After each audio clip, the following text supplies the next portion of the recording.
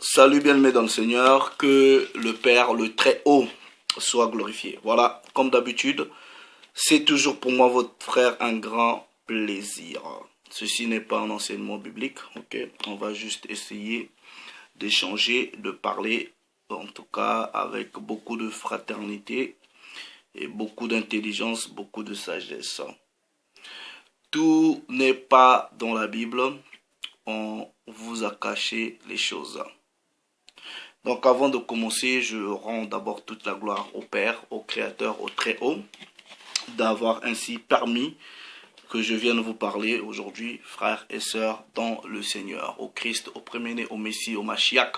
Je dis un double honneur aux frères au travers le monde qui prêchent la parole de vérité avec sincérité de cœur et amour, que le Père se souvienne de toi. À la fille et au fils de mon peuple, à la fille et au fils des nations païennes, en tout cas tous ceux qui aiment véritablement la parole du Créateur, que le Père vous bénisse. Merci pour votre temps. Je prie que le Père nous sanctifie tous, corps, âme et esprit, et que nos êtres entiers soient préservés sans faute, sans souillure, c'est-à-dire irrépréhensibles jusqu'à l'avènement du premier-né. Bon. Tout n'est pas dans la Bible, on vous a caché les choses. Parlons-en. Vous allez remarquer, ok, que plusieurs des personnes qui prêchent, ou même des personnes, on va dire, qui ne prêchent pas, souvent ont l'habitude d'utiliser des expressions, ok, comme quoi tout n'est pas dans la Bible, ok, ou encore on vous a caché des choses. Bon. Proverbe 15, 32 dit, celui qui méprise la correction, celui qui rejette la correction, il méprise son âme, ok? Celui qui l'accepte va acquérir la sagesse et l'intelligence. Bon, moi-même, Jean 3, 11, on dit ce que l'on sait, on rend témoignage de ce que l'on a vu. Je disais aussi que tout n'est pas dans la Bible, ok? Mais je vais ici qu'on analyse ensemble, ok? La véracité même de cette expression dans la nature même des réalités, ok? Souvent les gens, quand ils font peut-être leur partage biblique ou des enseignements ou encore des débats, ok? Ils ont cette tendance-là à dire, tout n'est pas dans la Bible. Et il y en a encore, ils vont vous dire, on vous a caché les choses. C'est deux volets, on va essayer de discuter sur ça, alright? Bon, quand vous dites tout n'est pas dans la Bible, vous faites allusion à quoi? Parce que vous ne pouvez pas me dire, par exemple, ouais, vous êtes en train de lire, vous faites un enseignement, ok? Donc, vous faites un enseignement, ok? Dans on va dire, le canon actuel. Vous prenez par exemple le livre de la Genèse, vous faites un enseignement sur le livre de la Genèse, et vous allez dans le livre d'Enoch, ou le livre de secrets d'Enoch, et vous dites aux gens, ouais, mais on vous a caché les choses, tout n'est pas dans la Bible. Non, mais non. Il y a une différence entre le canon, ok, les écrits, on va dire les écritures saintes, ou les écrits qui peuvent être qualifiés d'écrits saints, et la Bible. Ok? Maintenant, la Bible va avoir plus ou moins deux compréhensions ou deux significations. Alright? La signification terre à terre, ça va être quoi? Ça va être bibliothèque, biblos, un ensemble de livres. Ok? Donc, ça veut dire quoi? Ça veut dire, quand je prends un roman de Rousseau, d'Amadou Ampateba, de Descartes, je prends, je sais pas, Senghor, Césaire, ok? Je prends chacun de leurs livres, je constitue un seul recueil, c'est-à-dire tous ces romans-là ou tous ces livres-là en un seul recueil, j'aurais littéralement constitué une bibliothèque ou une Bible. Ça c'est le premier sens, on va dire littéral. Alright? Maintenant, le terme Bible aussi va peut-être avoir une autre signification en disant que ce sont les écrits, on va dire, sacrés. Or, parmi les écrits sacrés, il y en a qui figurent dans le canon, il y en a qui ne figurent pas dans le canon actuel. Donc, quand vous dites, par exemple, que tout n'est pas dans la Bible, et que vous partez, vous lisez dans le livre de Noc, dans le livre du Juste, dans le livre de Jubilé, est-ce que ces textes-là ne font pas partie de ce que nous pouvons qualifier comme Bible ou écrit sacré? Donc, c'est en ce moment, vous devrez aussi ramener le débat, ok, à définir qu'est-ce qui constitue la parole ou les écrits sacrés, même ne figurant pas peut-être dans le canon actuel, on va dire le canon des chrétiens avec ce sont 6 livres. C'est différent. C'est 2 niveaux de compréhension. Si je prends par exemple, je suis en train de lire, ok, je prends un exemple, je prends par exemple la Didache, ok. Je suis en train de faire un enseignement, je prends par exemple un texte dans la Didache ou Didaché, ok. Mais est-ce pour autant que j'ai pris le texte dans la Didaché, ok, qui ne figure peut-être pas dans le canon actuel? Est-ce que le texte que j'ai pris dans la Didaché ne veut pas dire que ce n'est pas les Écritures saintes ou ne fait pas partie de ce qu'on peut considérer comme étant la parole de Dieu? Non, c'est différent. Si je prends un texte dans les testaments des 12 patriarches, pour compléter un enseignement que je fais, par exemple des passages dans Genèse ou dans Lévitique, est-ce que pour autant je peux dire que tout n'est pas dans la Bible? Oui, il faut différencier entre ce qu'on peut considérer comme Bible et canon. En ce moment, en analysant les termes, nous devrons peut-être ramener des sujets ou donner la compréhension aux gens sur qu'est-ce qui peut être constitué comme étant parole ou comme étant pas parole de Dieu. Il y en a qui vont rejeter par exemple certains livres que moi j'utilise. Mais est-ce pour autant, je dirais à quelqu'un qui a que ce sont 6 livres, ah mais tout n'est pas dans la Bible? Non. Tout n'est peut-être pas contenu dans un canon précis, right? Mais ça ne veut pas dire que tout... Maintenant, quand vous dites aux gens, par exemple, tout n'est pas contenu dans la Bible, le reste est contenu où? Dans quel livre? Dans quel livre? Maintenant, les livres où vous dites que tout n'est pas contenu, est-ce que vous considérez ça comme étant parole de Dieu ou pas parole de Dieu? Est-ce que vous considérez ça comme Bible si vous voulez, que nous voulons comprendre la Bible comme étant les écrits sacrés ou pas? Donc, il faut préciser que tout n'est peut-être pas écrit dans votre canon. Ce serait là être logique. Ensuite, il y a cette expression-là qui ressort souvent. Quand les gens disent « on vous a caché des choses ». J'ai remarqué, ok? Vous suivez souvent les enseignements. Bon, même moi, peut-être si j'ai eu à faire ça, je pense que parce que bon, là, je me corrige, hein, ok? J'ai pris connaissance à ça. Vous voyez quelqu'un en train de lire, il fait un enseignement, après, il rentre dans un livre qui ne fait peut-être pas partie du canon actuel, et il vous dit, on vous a caché les choses. Oh, mais mon frère, toi tu dis aux gens qu'on a caché les choses alors que toi tu as découvert. Et les gens souvent qui utilisent cette expression, on vous a caché les choses, ce sont les mêmes personnes qui vous apportent l'information. Donc en gros, en tout cas j'ai l'impression que ces gens-là veulent avoir, ils vous donnent l'impression que c'est eux qui ont l'exclusivité de l'information.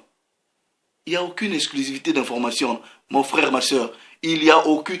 Dans cette réalité-là, moi tel que je suis là, il n'y a aucun livre, aucune information que quelqu'un peut venir ici sur YouTube ou peu importe, nous dire que les hommes n'ont jamais lu. Impossible. Il n'y a aucun, je sais pas, il n'y a aucune information, ok, que quelqu'un peut venir ici pour dire ça c'est une exclusivité, on n'a jamais entendu ça quelque part. Non, moi je vous dis là, à tous mes frères qui sont sur YouTube là, et même tout ce que je dis, ça peut paraître nouveau pour certaines personnes, c'est des choses que d'autres personnes ont déjà écoutées. Il n'y a rien de nouveau. Donc, faut pas, frère, qu'on donne l'impression aux gens qu'on a la primeur de l'information, on a l'exclusivité, en disant aux gens, on vous a caché des choses. Mais non, si on a caché. On cache et toi tu as l'information quoi. Comment tu as fait? Si on l'avait réellement caché.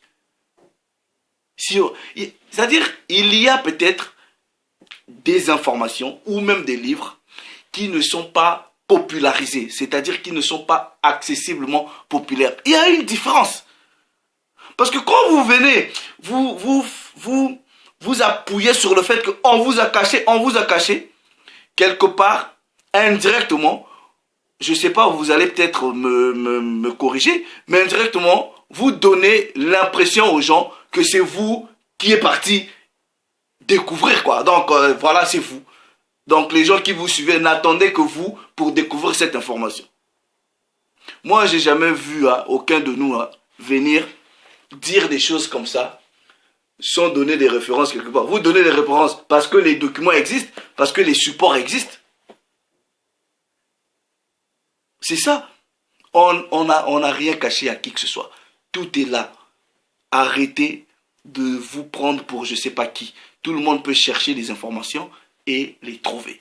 Maintenant, chacun a peut-être un don particulier que le Père lui donne, une intelligence particulière que le Père lui donne à comprendre certaines choses. Mais moi, je vous dis, ici, là, j'ai rien à vous dire que quelqu'un, quelque part dans le monde, n'a jamais compris. Impossible. Il n'y a rien que, je sais pas, en tout cas, je ne suis pas encore arrivé, moi personnellement, votre frère, à écouter quelque chose que j'ai peut-être jamais écouté ou jamais entendu. Non. J'écoute, je me dis, ah, ça c'est peut-être, j'ai déjà entendu ça. Même si c'est pas justement ça, mais c'est dans la même direction. Dans la même direction. Donc quand les gens viennent dire, ah, on vous a caché, mais vous avez quand même les informations. Mais qu'est-ce qui est de caché? Mais comment est-ce que toi tu arrives à découvrir ça, à avoir les informations si c'était des choses qui sont cachées? C'est pas caché. C'est pas caché. Donc il faut aussi faire beaucoup d'efforts. Il faut faire beaucoup d'efforts. Donc, et souvent, ce que j'ai remarqué aussi chez d'autres personnes, hein, vous voyez, j'ai déjà suivi plusieurs frères faire des enseignements là. Pour vous dire la vérité, je sais déjà où est-ce que la personne trouve les informations. Alright? Mais ils vous diront jamais dans quel livre ils sont partis lire. Jamais. Ils vont vous expliquer des trucs qui vont vous paraître justes. Ok? C'est juste les informations qu'ils vous rapportent. Mais ils vous diront jamais, voilà, telle chose, c'est écrit dans tel livre. Mais vous cachez quoi aux autres? Donc quelque part, je me dis, ah, regarde le frère, ce qu'il est en train de dire là. Mais pourquoi il ne dit pas que c'est écrit dans le livre d'Enoch? Pourquoi il ne dit pas qu'il a lu ça dans la Didache? Pourquoi il ne dit pas qu'il a lu ça dans je sais pas, dans le livre de Maccabée, dans le livre de Séracide, dans la sagesse? Pourquoi vous ne dites pas? Donc quelque part, vous voulez l'exclusivité quoi. Quand vous venez, vous dites aux gens, pour qu'on donne l'impression que c'est vous qui avez la primeur de l'information. Aucun de nous n'a la primeur de l'information ici. Ok? Donc, moi j'aimerais voir quelqu'un, en tout cas qui viendra faire peut-être un enseignement, ok, sur peut-être cette différence-là entre ce qui est Bible, ce qui est écrit sacré, ce qui est canon, tout ça là. Poussons un peu le débat un peu loin. Alright? Donc, si quelqu'un vient, il vous dit, tout n'est pas écrit dans la Bible, en faisant allusion par exemple au canon actuel de ce 106 livres. Donc, quelque part, tu es en train de dire que, en réalité, je dois peut-être pas utiliser, je sais pas, quand vous dites ça là, maintenant il faut nous dire, si tout n'est pas dans le canon, ou tout n'est pas dans la Bible, le reste est où? Et votre reste là, vous considérez ça comme parole de Dieu, comme Bible, vous considérez ça comme quoi? Vous considérez ça comme quoi? Parce que moi, quand je prends par exemple le livre du Juste ou les livres de Maccabée, Siracide, pour moi, je considère ça étant la parole de Dieu. Pour moi, personnellement. Et je peux justifier pour ça, sur cela, parce qu'il y a plusieurs choses qui collent de la Genèse, Apocalypse, en partant avec tous les livres qui collent. Voilà, précepte, quand vous partez précepte sur précepte. Donc, je fais personnellement aussi les efforts d'aller dans la racine même des mots. Vous voyez, je vais juste vous donner un exemple. Quand je lis par exemple, ici, j'ai par exemple le Targum du Pentateuque, ok? Bon, le Targum, par exemple, ce sont les premières traductions, ok, du texte biblique, mais en araméen. Alright? Donc, étant un étudiant de la parole, je compare, je pars de l'araméen à l'hébreu, au français, à l'anglais, à plusieurs langues que le Père a permis que je comprenne pour bien déceler. C'est aussi un grand travail. Mais c'est pas pour autant, je vais dire aux gens, soi-disant tout n'est pas dans la Bible ou on vous a caché les choses. Non. On n'a pas caché. Je peux juste prendre un exemple. Vous prenez par exemple un traducteur comme Louis II. On va juste donner un exemple, ok? Louis II, un seul traducteur a plusieurs versions. Alright? Vous avez second 1910, second 21, Nouvelle Bible second. Je prends par exemple ces trois versions-là. Mais quand vous prenez ces versions-là et que vous les étudiez, ligne sur ligne, précepte sur précepte, alright? Vous allez par exemple vous retrouver que dans certaines phrases, les mots sont aussi changés, sont aussi modifiés. Donc il est aussi de votre responsabilité d'aller dans la recherche. N'affirmez jamais rien pour rien. Moi je vois plusieurs personnes en train de faire des enseignements où ils disent, oh on vous a caché, voilà, ça veut dire ceci. Mais caché, toi tu découvres encore. Donc il y a quelque part une certaine ambiguïté. Et je pense que la nature des expressions que nous utilisons peut aussi justifier, ok, comment on est balancé spirituellement, intellectuellement et mentalement. Je vous dis, même moi qui vous parle là, avant aussi, je disais un peu des choses à la volée comme ça. Il se peut aussi que, même au jour d'aujourd'hui, il y a peut-être des expressions que j'utilise, mais en fait, que je ne suis pas encore arrivé à analyser si réellement les expressions que j'utilisais étaient conformes à ce qui est comme étant vérité. Donc, il y a une différence entre ce que nous pouvons qualifier de Bible ou d'écrit et de canon. Donc, si ça ne se retrouve pas, si un texte ou quelque chose ne se retrouve pas dans le canon de 66 livres, ou dans le canon peut-être de 72 livres, alright? Mais moi je vois des gens faire des enseignements, ils sont partis lire le premier livre ou le deuxième livre d'Adam et Ève, mais ils vous diront jamais qu'ils sont partis lire les informations là-bas. Bon, mais non, ceux qui n'ont pas encore appris, ça peut les surprendre, ok? Ça peut paraître, waouh, comment il a su ça, comment? Bon, voilà, pour moi, c'est des intimidations pour rien. Voilà. Soyez un peu franc avec nous-mêmes. Hein. Avec nous-mêmes. Quand vous trouvez les informations, venez dire. Alright? Donc, les frères, vous, bon, en tout cas, ceux qui souvent disent tout n'est pas dans la Bible, ok? Bon. Si tout n'est pas dans la Bible, donc c'est que il y a un peu dans la Bible et le reste est ailleurs. Bon. Faut nous ramener le reste là.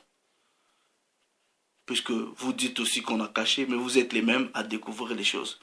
Donc, il y a un peu beaucoup d'ambiguïté dans ces expressions-là. Et ici, j'ai voulu faire part de ça, alright? Et bah, dites-moi ce que vous en pensez. Ok? Dites-moi ce que vous en pensez. Donc, quelque part aussi, c'est un appel à quelqu'un de bonne volonté. Si vous pouvez nous faire un enseignement concernant c'est quoi la Bible, c'est quoi qui constitue la parole de Dieu, c'est quoi le canon, il y a combien de sortes de canons, voilà, on a quand même besoin de connaissances, on a quand même besoin de connaissances, on ne sait pas. Donc venez aussi nous enseigner sur ça. Donc voilà, bon, pour l'heure, on s'arrête là. Comme j'avais dit, c'est pas un enseignement biblique. Voilà, bon, que le Père soit glorifié. J'attends vos avis et voilà. Donc, mais comme je dis, moi c'est surtout sur ces petits détails-là que je commence à faire très attention. Très attention. Bon, je vois plusieurs frères qui disent souvent, oui, par exemple, vous partez au Vatican, on vous a caché les choses. Mon frère, si toi déjà tu sais qu'au Vatican on a caché les choses là, il y a plus, c'est plus caché. Donc, ça veut dire qu'il y a déjà une fuite. Ça veut dire qu'il y a déjà eu une information. Donc, mais non, c'est de ta responsabilité d'aller rechercher. Des histoires de cacher là, il y a trop. Vous voulez mystifier tout. Des fois, les choses sont simples. Sont simples. Ne ramenez pas tout au mysticisme. On dirait vous êtes là, si vous êtes le super-héros, c'est vous qui partez de découvrir. Non. Arrêtez ça, arrêtez. Alright? C'est simple, ok? Les choses sont là, à portée de tout le monde. Si vous insistez, vous recherchez, you just need to dig, creuser. Vous arriverez peut-être à avoir des informations qui ne sont pas publiquement divulguées ou populaires. Mais ça ne veut pas dire que vous avez la primauté ou l'exclusivité de ça. Non. Comme je vous ai dit, moi, à tout ce que je vois peut-être sur Internet, des frères qui disent des choses comme ça, je ne vais pas vous mentir, je vais être honnête avec vous. Je me suis jamais dit, waouh, d'où est-ce qu'il a pris ça? Non, c'est des choses déjà entendues. Et même si ça me paraît nouveau, ça ne va pas paraître nouveau à une autre personne. Donc, il n'y a rien ici que toi, frère, que moi, je puisse venir dire qu'un homme n'a jamais entendu. Une information qu'un autre homme n'a jamais su. Jamais de la vie. Jamais. Donc, voilà. Bon, pour l'heure, le Père s'est encore glorifié. Shalom.